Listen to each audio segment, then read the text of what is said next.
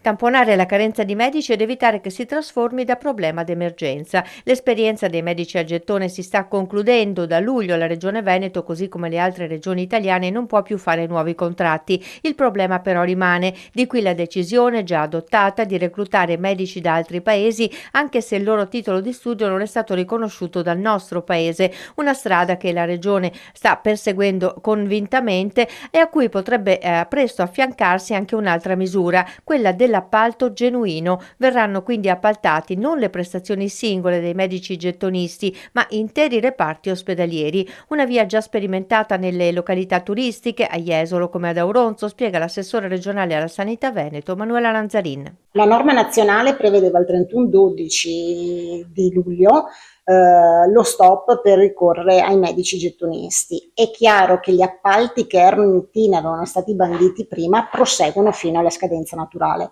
Quindi non abbiamo uno stop totale, perché i bandi che oggi ci sono all'interno dei pronti soccorsi con l'utilizzo delle cooperative e dei gettonisti rimangono fino alla chiusura di quei bandi. Non potremmo più in futuro fare bandi di questo tipo. Quindi le aziende sanitarie stanno già appunto cercando di mettere in campo tutte le azioni per avere personale stabile, quindi concorsi, arruolamento se trovano personale che partecipa poi ai nostri concorsi di azienda zero, concorsi sempre tramite azienda zero di lavoratori autonomi, liberi professionisti dedicati anche al pronto soccorso.